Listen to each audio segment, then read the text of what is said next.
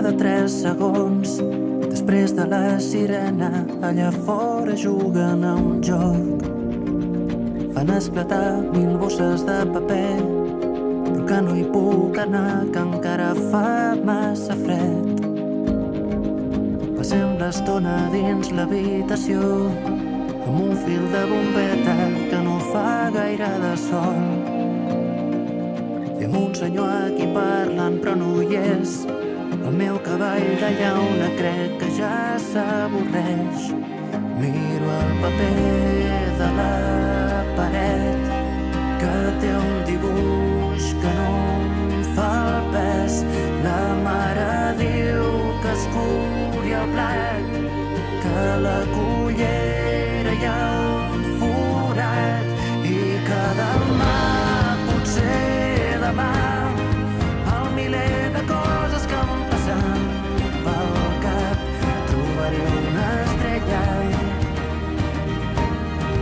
amagada entre milions d'hiverns que podré triar, potser demà, del miler de vides que Déu tindrà un gat, comptarem enrere fins a la primera. Què tal? Benvinguts als Pros i Contres. Fa just un any d'aquestes imatges. És veritat que sembla ahir mateix i aquí quan les veiem encara es posa la pell de gallina. Segurament pocs ens podíem imaginar una situació com aquesta, una situació d'un amic invisible que no vèiem, que ens va obligar a quedar-nos a casa i combatre'l des de casa, amb unes conseqüències que segurament han alterat les nostres vides en tots els sentits. Semblaria com un llibre de ficció, no? Que fins ara només havíem llegit en els llibres de ficció i que s'ha convertit en la realitat. Per a molts segurament aquesta situació ha millorat i ha canviat. Les normes es van agilitzant i per tant cada cop se'ns permet sortir més de casa, però hi ha moltes persones que encara ho pateixen, sobretot els sanitaris. Persones que ho estan lluitant des d'un primer moment, lluitant amb tota la seva ànima i que segurament ho fan ara ja amb un esgotament físic-mental molt important. Per tant, és veritat que la resta de la societat ho estem començant a viure d'una manera diferent, amb la vacuna que ens deixa veure al final del túnel, però hi ha moltes persones que ho pateixen. I avui volem fer aquesta reflexió, perquè hem de ser conscients que la pandèmia encara la tenim i que ens pot durar un llarg temps. Al programa d'avui parlarem amb responsables mèdics, però també reunirem, i agraïm que ho hagin pogut fer i acceptar, a les 3 residències geriàtriques que pitjor van passar ara fa un any. Benvinguts al Pros.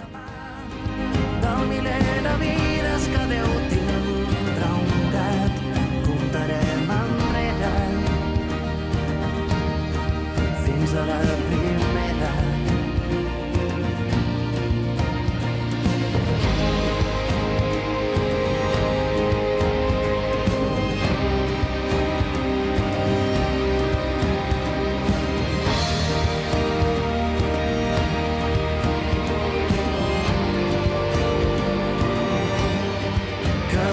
El sistema sanitari està vivint des de fa un any una prova d'estrès constant.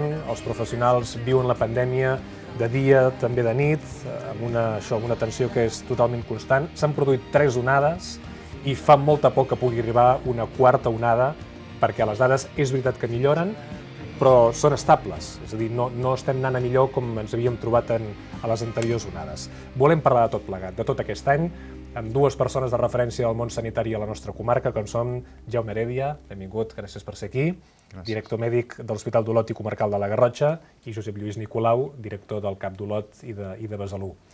Primer de tot us hem de preguntar com esteu vosaltres i els professionals amb els quals treballeu, després d'aquesta ja 3ª onada passada. Bueno, passada, no sé. Mig passada, perquè no l'acabem de passar, no? Sí, sembla que aquesta vegada ens hem trobat més que un pic, un altiplà, perquè mantenim xifres elevades d'ingressos i sembla que no acabem de baixar. La tendència segurament en els propers dies serà millor, però aguantem a dalt. Estem cansats, estem molt cansats, tant física com mentalment. Jo diria que fins i tot més mentalment que físicament. Portem un any, no? Ahir just va fer un any que vam tenir el primer ingrés a l'hospital i portem un any sense parar. Jo feia la reflexió que en aquest any a l'hospital hi ha hagut 7 dies en un any de 365 que no hem tingut cap pacient ingressat per Només Covid. 7 dies? 7 dies de 365. Això suposa un estrès emocional, també físic, però el físic jo penso que descansant uns dies t'acabes recuperant, no? Però el mental és una sobrecàrrega que es va acumulant. I el CAP, que sempre hem parlat que és la primera línia, no? Perquè moltes vegades els pacients, la societat, quan ens passa alguna cosa, el primer efecte que tenim d'algo, el primer que fem és trucar al CAP, no? O parlar amb el nostre metge. Igual, estem en una situació similar. El que queda clar és que després de cada onada, quan tornes a dir ara anem millor, t'ha quedat un dipòsit que això no acabes de... no? Es va acumulant, no? És com un esgotament i tot el que vas deixant una miqueta, quan tens una pujada, un pic de Covid, deixes de fer altres coses i després quan torna a disminuir el Covid tens que tornar a reenganxar tot això i vulguis o no, això va fent com una pilota, no? I es va acumulant feina i es va acumulant esgotament, no? I això és una mala combinació, perquè xino-xano, quan vas avançant, la gent es va trobant més cansada. Volem recobrar al CAP activitat que hem anat deixant de fer, controls analítics, però tot això sempre va supeditat a si torna a pujar el Covid, haurem de tornar a frenar, no? I això et va sempre... És com que t'estiren endarrere i no et deixa tirar endavant, no? Ara us faré una pregunta que igual pot sonar una mica compromesa, no? Sí que és veritat que hi ha moltes persones que quan s'aplica una mesura la compleixen al peu de la lletra, és a dir, si ens demanen quedar-nos a casa, ens quedem a casa, si ha de ser una bombolla, és una bombolla, però clar, en 365 dies segurament podem analitzar molt el comportament de les persones, no? D'aquelles sortides al balcó quan estaven confinats aplaudint els sanitaris, a unes onades que s'han produït perquè segurament tots a la nostra mesura hem dit farem això, no passa res, no ens passarà res, tots estem bé, i acaba passant, no? I per tant fa la sensació que potser no som prou conscients de que això és una pandèmia global, que no ens afecta només a casa, que ens afecta a tots. Aquesta és una miqueta la idea que anem insistint en transmetre. Hi ha com 2 grups poblacionals, o 3 grups, no? Un grup que li ha tocat, malauradament, viure-ho de molt a prop, i aquesta gent és molt conscient del que vol dir tenir un entorn Covid, no? A casa, a la feina, a l'entorn escolar. Hi ha un altre grup que són molt lleials i que segueixen les recomanacions, encara que no ho hagin viscut de prop, perquè creuen que formen part d'aquesta societat i que aporten d'aquesta manera alguna cosa a la societat, i n'hi ha d'altres, no?, que de vegades jo veig situacions passejant que dius, escolta, però això, a quin món vius, no? Realment estàs fent absolutament tot el contrari per afavorir que tots puguem acabar fent el que estàs fent tu, no? Llavors jo veig aquests 3 grups que, en funció de la proximitat de la pandèmia a nivell personal o de la influència dels mitjans de comunicació o de l'actualitat de la pandèmia, doncs van variant en massa, i això fa que al final hi hagi gent que molt bé, hi hagi gent que no tan bé, i... Justament, és ben bé així. O sigui, hi ha aquests perfils de persones. Justament aquest dematí parlàvem en la reunió que fem del grup operatiu de la comarca de seguiment del Covid, ho dèiem, que és que hi ha gent que encara ens enganya. O sigui, hi ha gent que encara us enganya. Que quan el truca el gestor Covid i li pregunta quins contactes ha tingut, encara acabem descobrint que hi ha gent que ens enganya i que diu no, aquest, això no, tal, i dius, ostres, però no et dones compte, i a més situacions que són potencialment perilloses a nivell de contagi, no? De dir, és que si no fas bé i no ens dius la veritat, podem tenir un brot aquí, no? Vull dir, jo crec que la gent està agotada, no? La gent està cansada, porta un any, té moltes ganes de fer coses, però després hi ha el punt aquest de sensatesa, no? De sentit col·lectiu, i hi ha gent que a vegades quedes esparverat i penses... L'any passat algú deia, segurament ens convertirem en una societat menys egoista, i algun sociòleg fins i tot deia, arribem-hi.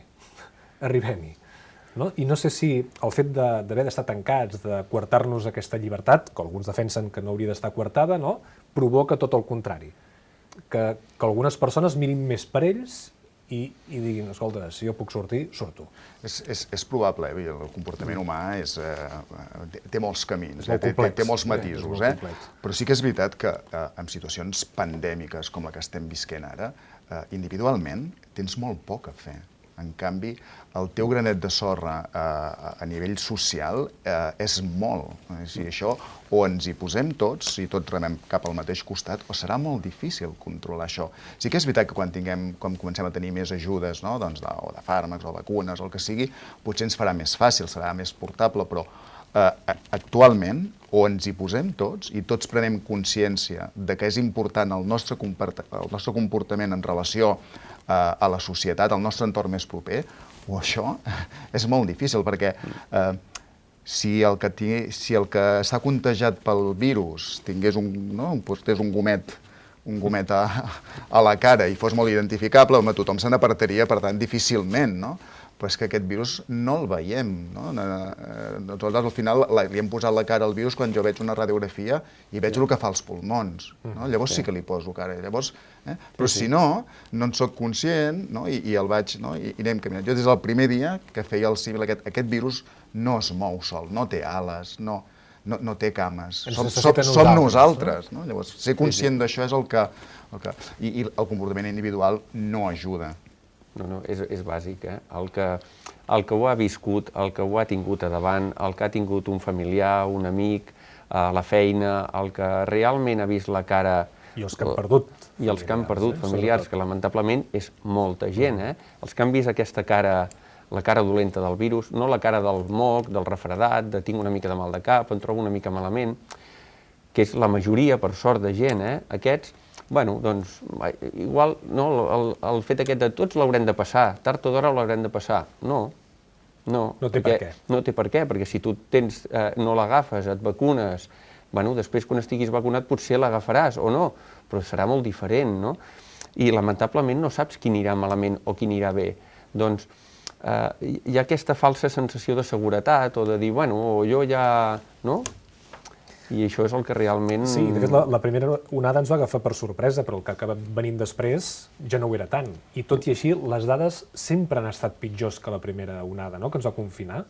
És a dir, vosaltres, en certa manera, heu hagut de lluitar contra decisions que van més enllà de les sanitàries, no?, que recomanen no tancar l'economia permanentment, perquè si no ens en sortirem, no? Però clar, mentrestant, les xifres empitjoren i empitjoren. Aquesta tercera onada, a nivell de xifres, ha sigut la pitjor de totes. Potser la primera perquè va ser el pic, no diagnosticàvem, posàvem l'etiqueta de Covid sense saber realment si era Covid o no, i anàvem molt a les palpentes. Per tant, és una onada que difícilment la pots valorar, no? No pots dir realment els diagnòstics que vam posar són de Covid o no.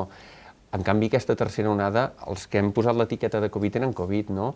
I a nivell d'escoles, a nivell de brots de transmissió a famílies, a empreses, ostres, ha sigut una onada molt complicada. La veritat és que suposo que relacionat també amb l'aparició de la soca britànica, molt més contagiosa, però les xifres d'aquesta tercera onada, jo crec que l'hospital també... Sí, nosaltres... ho han notat. Comentaves que avui encara havies mirat, els últims... Sí, nosaltres estem...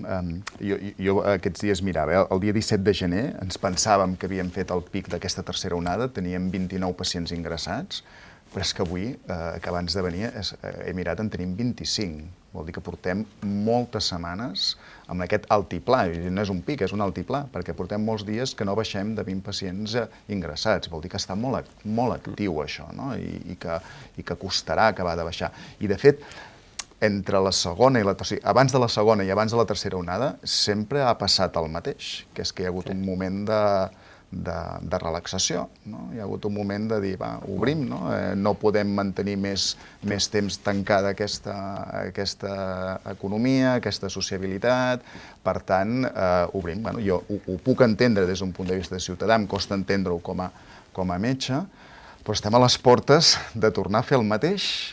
Aquest cap de setmana. És que tornarem... Aquest cap de setmana sobre les portes de la comarca. Farà mal temps.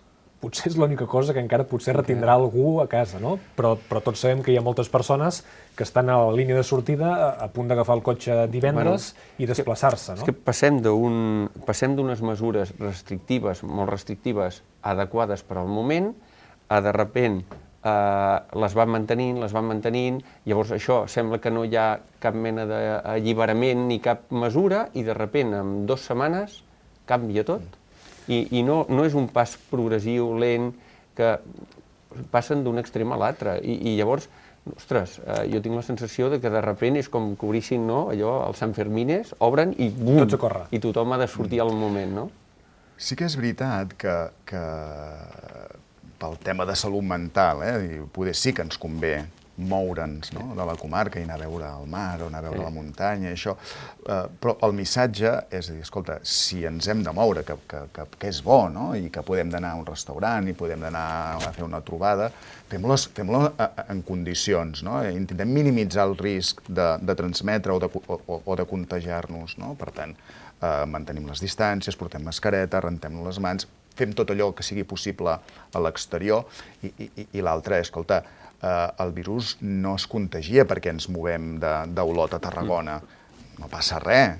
El important és el que fem a Tarragona o el que fem a Lleida o el que fem a Girona. Allà on anem hauríem de mirar de tenir un comportament protector. Protector per nosaltres i protector per la zona on anem. És a dir, relaxar mesures sí, però amb seny. Fem-ho amb seny. Les mesures són molt importants.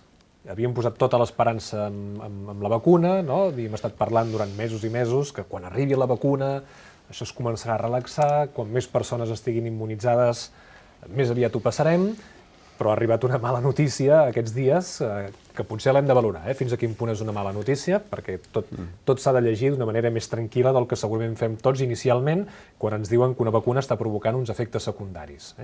Ara s'ha paralitzat la distribució d'AstraZeneca fins que aquest dijous la Unió Europea acabi de confirmar-ho a través d'aquest informe que s'ha de presentar. Des del punt de vista sanitari i mèdic, missatge que hem d'enviar a aquelles persones que han estat vacunades amb aquesta vacuna o que se les està vacunant. No és una mala notícia. El que ha passat ara no és una mala notícia. Jo insisteixo, és una molt bona notícia. Vol dir que els sistemes de farmacovigilància estan funcionant. Per tant, hi ha hagut una alerta que haurem de posar sobre la taula, que els sistemes de salut han posat sobre la taula i estan analitzant. Vol dir que això està funcionant, que aquests sistemes de farmacovigilància estan funcionant i que de moment el que sabem és que després de posar 17 milions de dosis d'un medicament hi ha hagut 11 casos que no entenem què ha pogut passar. Llavors, això s'està analitzant. El principi de prudència que impera sobre qualsevol actuació mèdica diu, escolta, parem, mirem-ho i després ja tornarem a engegar si cal o farem les rectificacions que calgui.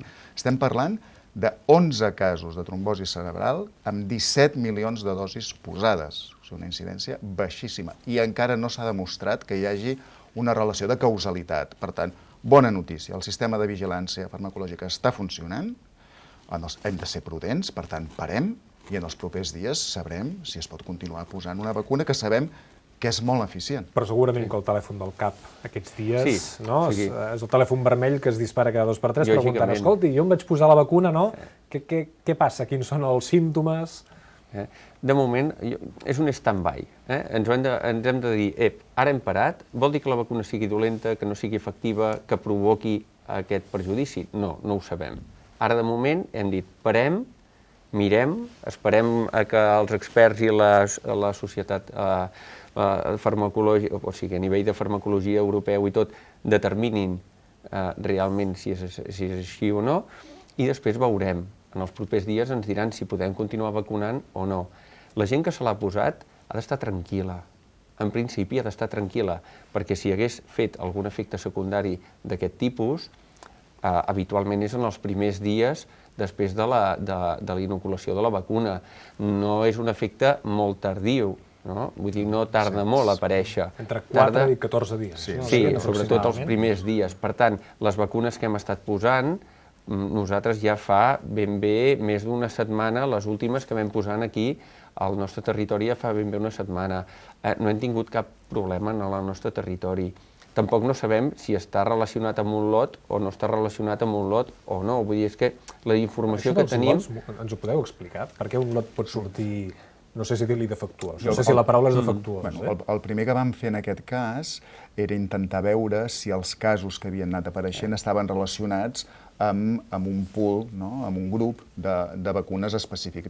Penseu que tots els fàrmacs tenen una traçabilitat, i des del moment que es comença a fabricar fins al moment que es posen, doncs han d'estar identificats per saber quin recorregut han fet, quina substància s'ha utilitzat, en quines condicions, en quin laboratori, com s'ha transportat. Llavors això té una traçabilitat i aquesta traçabilitat ve donada per un número de lot. Si us fixeu, qualsevol producte que es fabrica, una ampolla d'aigua, un iogurt, doncs té un lot i és per fer identificable tota la vida que ha tingut això. Llavors, el primer que es va fer, quan va sortir l'alarma, és veure si aquestes persones que havien tingut aquests casos pertanyien totes a un lot. Per què?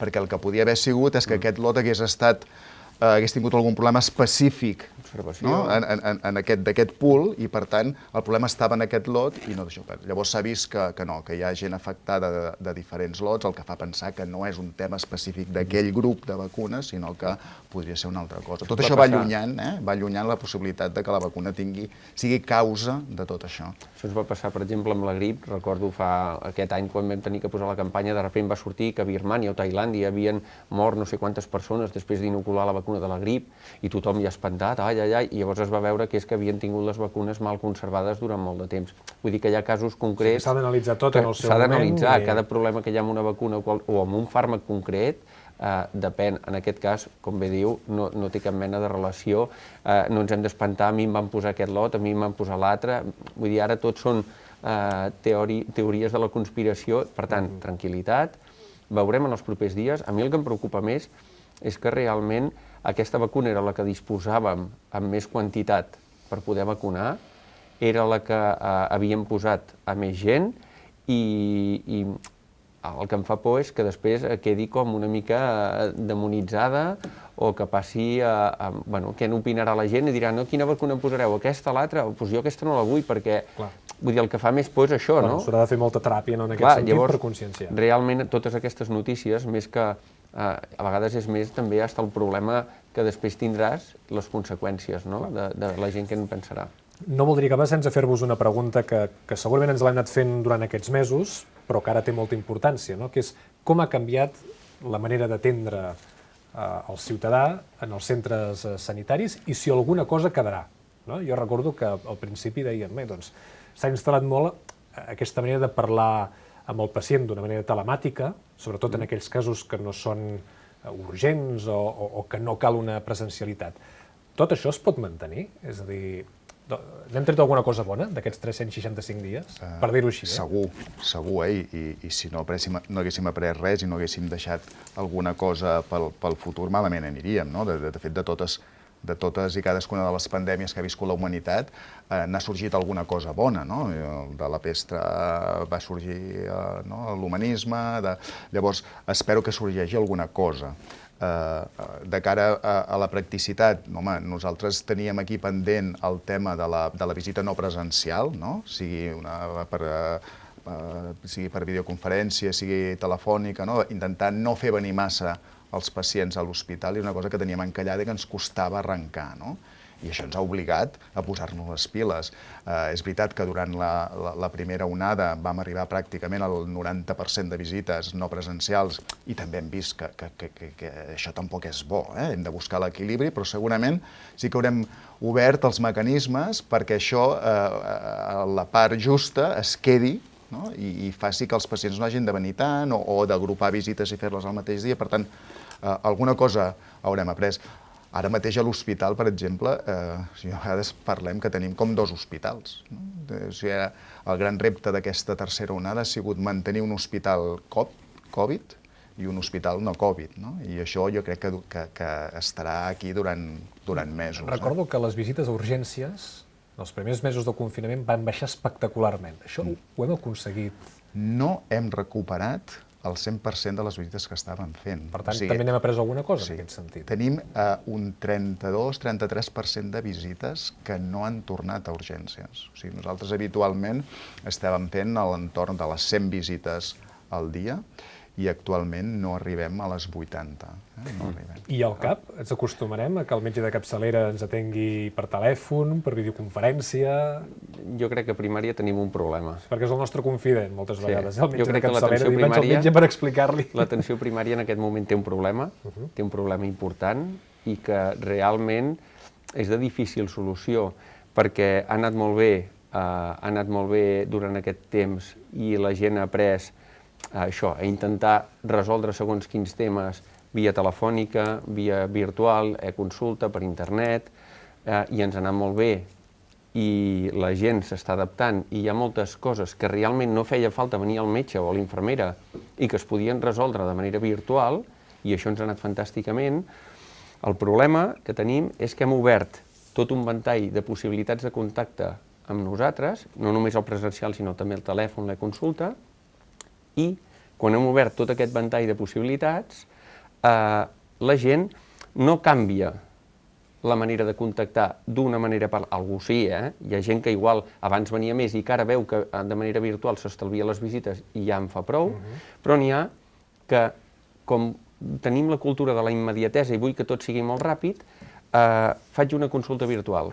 Obro molts canals, no? Hem obert tants canals que ara faig una e-consulta. Ostres, encara no m'han avisat, truco. És que encara no, ara no m'agafen el telèfon, vinc. I llavors hi ha gent que de repent rebem que t'ha fet la consulta per internet, t'ha trucat per telèfon 2 o 3 vegades, ha parlat amb un administratiu i li ha dit que ja el trucaria el metge o l'infermera i no s'ha esperat a que el truqui el metge o l'infermera, que ja se't presenta al CAP, o bé, llavors això a vegades ens estem trobant en què hem obert tant la porta que el flux no es redirigeix, no deixa de venir. Important que la gent sàpiga que ha de fer les coses amb una mica més de paciència, que els caps aneu saturadets també, i per tant necessitem... Nosaltres realment ens hem de reinventar i ens hem de reestructurar per poder donar sortida a tot això, però això és complicat. Molt bé. Això és molt complicat. Veig que vols dir alguna cosa. No, només comentar això, que realment hem obert la plataforma multicanal i ara potser ens toca a nosaltres ajudar a endreçar-la, però penso que és un pas endavant positiu. Ara faltarà endreçar-ho, però és un pas endavant positiu. Tot el que sigui explicar-ho a través d'aquí, que la gent tingui una mica de paciència, que utilitzem un sol canal... Que estem mirant de resoldre això. Perquè si ho saturem tampoc solucionem res. Aquest és el problema. Gràcies per la reflexió. Sé que hauria estat potser més llarga, però hem donat els missatges necessaris avui de recordar com hem viscut aquest temps, d'un cas molt concret de la vacuna d'AstraZeneca i de què en quedarà de tota aquesta pandèmia que estem vivint. Gràcies, sort, i esperem que la quarta onada no sigui necessària. Veurem. Fins aviat. Fins aviat.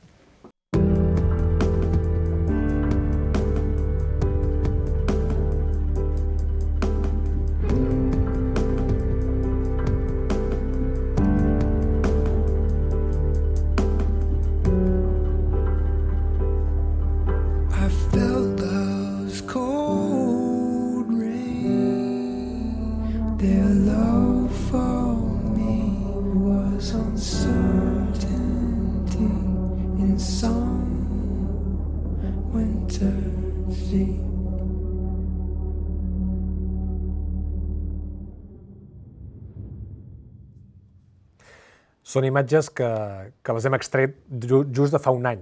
Fa un any passava tot això a les residències geriàtriques. Són els que pitjor van viure aquella primera etapa de confinament, perquè el virus va entrar en moltes d'elles, era molt complicat controlar-ho, hi havia molt pocs sistemes per fer front en el virus i, per tant, les morts s'acumulaven. I l'estrès, la situació que vivien els responsables d'aquestes residències, els seus professionals, els familiars, era d'incomprensió total davant una situació que no havien viscut mai i que era molt difícil d'aturar. De fet, les morts a les residències durant la pandèmia han representat entre el 30 i el 40% del total. Són xifres catalanes. I a les últimes setmanes la xifra estava a l'entorn del 15%. Avui hem convidat a les 3 residències que ara fa un any van participar en el programa El Despertar, que molt amablement, en aquell moment tan complicat, van voler explicar la situació que vivien i que avui han volgut tornar. I els hi agraïm profundament perquè sabem que no és fàcil parlar de segurament l'any més complicat de les seves vides i de parlar de coses que ens remouen a tots plegats. Teia Anglada, directora de la Caritat, gràcies per acompanyar-nos i per ser aquí. Salvador Vilà, de la residència Montsecopa, gràcies per ser-hi. Molt bé, gràcies. Eva Carreras, d'Altura, gràcies també per acompanyar-nos. Gràcies a vosaltres. La vacuna ja està posada a tots els residents. Ja està, això? Ja està? Ja ho hem passat tot? Està no està. No està. Penso que hem de ser realistes, que no podem baixar la guàrdia, però evidentment ens ha canviat l'escenari radicalment.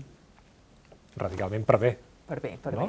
i tant. Perquè segurament La visió ara- ara és molt més optimista que uns mesos enrere, indiscutiblement. Ens ha donat una tranquil·litat que fins ara no teníem. No? El fet de vacunar-nos, primer de tot, el que penso que ha quedat més que demostrat ha estat que els contagis han baixat espectacularment a dins les residències i això té a veure amb les vacunes, i això penso que és important.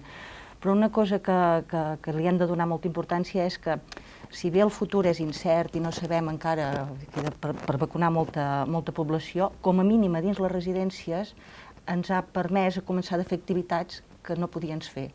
I sobretot ens ha permès que hem pogut reduir els aïllaments que havíem de fer. Aquells 14 dies tancats, pel fet d'estar vacunats, ara no ho han de fer.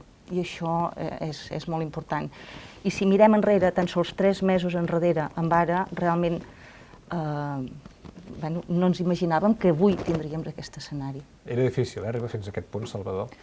Sí. Semblava impossible, fa un any. Sí. Si fa un any us arriben a dir, entre cometes, tranquils, que d'aquí un any estareu vacunats, segurament pocs s'ho creuen, Sí, realment desenvolupar una vacuna, pel mig solen ser 5, 7, 8 anys, no? I fa un any sabíem això, sabíem que es podria treure una vacuna, segurament que sortiria una vacuna. Es parlava ja de que en un any i mig, doncs potser podríem avançar i podríem tenir la vacuna pel coronavirus, però realment s'ha tret la vacuna en 10 mesos, perquè de fet el mes de desembre, o finals de desembre, principis de gener ja es començava a vacunar. Això ha estat un èxit, les vacunes funcionen bé i per tant doncs, ens dona molta tranquil·litat. La pandèmia ha posat llums i ombres en el sistema residencial català? Totes aquelles reivindicacions històriques, no? Potser per bé han pogut sortir totes, no? I algunes de les quals ja fins i tot s'han corregit. Jo penso que llums bàsicament són les que tenen a veure amb les persones que hi treballen.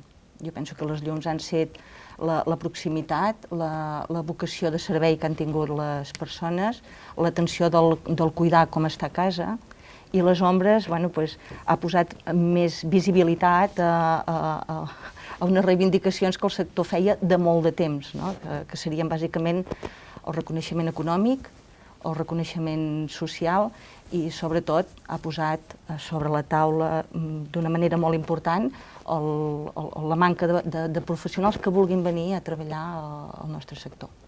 És una oportunitat també de dignificar una mica la feina, la professionalitat de la gent que està treballant allà, la dedicació, i moltes vegades parlem de vocació, però evidentment la vocació no et paga la hipoteca, llavors s'ha de dignificar i sobretot la imatge que se n'ha donat, que també al llarg de la pandèmia en segons quines situacions s'ha qüestionat aquesta professionalitat i penso que en segons quines situacions també ha estat injust. Però evidentment de tot se n'aprèn i ara hem tingut l'oportunitat de tornar a estar a l'escenari i penso que això no pot quedar aquí. No ens ha ajudat gaire algunes informacions que sortien a la premsa en aquest temps. S'ha, inclús en alguns casos, criminalitzat la lloable tasca que han estat fent les residències, però sí que s'ha vist que portem unes mancances, estem treballant molt a precari des de fa molts anys. A Catalunya, per exemple, tenim les tarifes congelades des de fa més de 10 anys. Això vol dir que el sector de residències ha fet un avenç importantíssim en els últims 20 anys. Hem millorat molt, s'ha millorat molt amb l'atenció, però tot això s'ha fet a expenses d'un cost i un sacrifici importantíssim, sobretot per part dels equips de professionals, perquè han estat treballant d'una manera excepcional, posant el resident al centre de l'atenció i vetllant pels seus drets i per el seu benestar personal, amb una precarietat laboral importantíssima, amb uns sous congelats, unes tarifes congelades des de fa més de 10 anys, que l'any 2010 hi va sortir un decret de la Generalitat reconeixent o dient que hi hauria un increment de tarifes i que després va ser una època preelectoral i després no es van tirar endavant, no es van poder portar a terme. I això tot i així la gent ha anat aguantant i hem anat fent, i ara arriba un punt que això ha cansat molt i que això Ha estat la prova d'estrès definitiva, és una prova d'estrès importantíssima. I ha aguantat el sector gràcies als sacrificis i a l'esforç dels equips de professionals. Gràcies a que alguns han inclús fet aïllaments personals en el seu domicili per la responsabilitat que implica després haver d'atendre les persones per evitar riscos.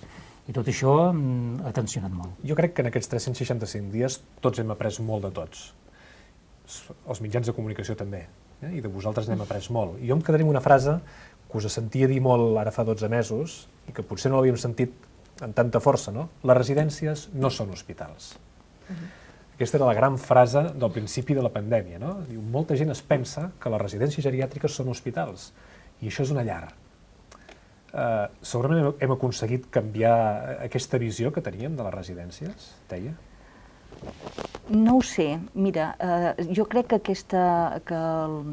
les residències, si haurien de ser o no, entre cometes, hospitals, depèn molt del model que es vulgui donar i depèn del que es vulgui fer. Nosaltres, en el moment actual o en el moment abans de la pandèmia, són residències de caire social, com a substitutòries de la llar. Per tant, en aquests moments no estava plantejat com un hospital. Ara, si es replantegen models d'atenció i es decideix o s'acorda que a les residències hi ha d'haver-hi la complexitat, després aquí s'haurà de plantejar. És un canvi de model, no? Seria un canvi de model, però d'entrada jo considero que les residències en aquests moments i en el plantejament inicial no som hospitals. Sí que hem de donar assistència sanitària. Clar, però si es canvia aquest model més social de llar, no es pot perdre aquella proximitat amb la persona? Penso que és difícil, però s'ha de trobar un equilibri entre la part social i la part sanitària. Ningú vol viure en un hospital. Menys els últims anys de la seva vida. I menys els últims anys, a vegades en situacions molt quotidianes, però per exemple amb el tema de dietes. Quan tu vols posar una dieta molt estricta a un resident perquè té una sèrie de patologies, has de poder trobar un equilibri entre el tema salut i el tema emocional. Doncs, bueno, és una mica portat a l'engròs aquesta situació. És un equilibri entre la part social, la part emocional i la part sanitària que no podem pretendre que les residències puguin fer cirurgies majors o que puguin tenir una assistència massa hospitalària. Sí, quan diem que han avançat molt les residències en els últims 20 anys és precisament per això, per respectar les voluntats, els drets de la persona, que puguin sentir-se com a casa. I en el cas de la pandèmia ens ha portat un tema que hem hagut d'actuar de forma molt estricta en moltes ocasions, per exemple, fent aïllaments o fent... Quan una persona es contagia, ha d'estar aïllada de la resta. I aquí hi havia una sensació que havíem de crear comunitats d'infecciosos. Bé, en una residència, en un domicili, no podem muntar una unitat d'infecciosos. No, és molt difícil. Això no treu que hem de poder garantir l'atenció sanitària, etc. Però que la residència ha d'estar adaptada i preparada, doncs també és cert. I tenim unes residències que estructuralment, a Catalunya en concret, hem de fer moltes millores. Si comparem, per exemple, amb un altre territori del mateix estat espanyol, que més el País Basc. La normativa de l'any 2019 del País Basc, per exemple, diu que en una residència el 75% de les habitacions han de ser individuals. I també diu que l'habitació individual ha de tenir 13 metres quadrats com a mínim. A Catalunya, una habitació individual ha de tenir 8 metres quadrats com a mínim i una doble 14. Clar, això vol dir que aquí tenim unes dificultats estructurals importants, que per solucionar temes com la pandèmia, en un lloc com el País Basc, en què tens una habitació individual, la majoria són individuals, de 13 metres quadrats, permeten fer viure a l'habitació, permeten poder estar a l'habitació, permeten poder fer un bon aïllament, mentre que en el nostre cas doncs això és difícil. I per tant ha d'anar tot plegat acompanyat. És a dir, no crec que sigui un tema de sanitaritzar més, sinó un tema de dotar de més recursos a les estructures que ja tenim. I no podem oblidar que les persones que resideixen en les residències tenen la seva pròpia voluntat de vida, i cada persona és un món. I aquests 12 mesos els hi hem fet viure una situació obligada i extraordinària, no? Queda't a l'habitació, no pots sortir a l'exterior, no pots veure els teus familiars, i en els últims compassos això continuava sent així. No? Aquesta complexitat d'estar entre persones, que cada vol el seu món i per tant, com que representa que viuen a la seva llar, cadascú vol fer de la seva manera, també ho deu complicar tot això. Els últims anys s'ha treballat molt amb temes, com deien, Salvador, d'atenció centrada en la persona. La famosa ACP, Sí, i els últims mesos una mica tot aquest treball s'ha desdibuixat, s'ha prioritzat, evidentment, tota la part més de salut, tota la part sanitària, i ha costat poder continuar respectant en moltes situacions això, perquè ha prevalgut la part sanitària. Penso que també ens ha donat l'oportunitat, ens hem vist una mica obligats a replantejar altres coses que potser fins ara ho haguéssim fet potser d'una manera més paulatina, i ens hem vist obligats, per exemple, això a l'hora de sectoritzar d'una manera que fins ara era molt hermètica, però sectoritzar grups de convivència, això, per exemple, en el nostre cas, que per infraestructures ho hem tingut bé, es valora molt positivament. Llavors, també n'hem tret coses molt positives. Clar, nosaltres som diferents. La Caritat, com jo crec que moltes residències d'arreu de Catalunya, ells potser tenen sectoritzats per planta, amb habitacions i amb espais per viure a la mateixa planta. La Caritat i moltes altres residències no és així. Les plantes són habitacions i allà es potencia molt una vida comunitària de tota la residència, en una planta baixa. Clar, la pandèmia què ens ha portat? Ens ha portat a haver de distribuir els espais, fer unitats de convivència per evitar la transmissió del virus d'un cantó a un altre. I això penso que també farà plantejar el model, perquè això que a nosaltres ens hi ha portat, el que és la pandèmia en si, tu mires països del nord d'Europa i estan treballant amb unitats de convivència de per si, sense pandèmia.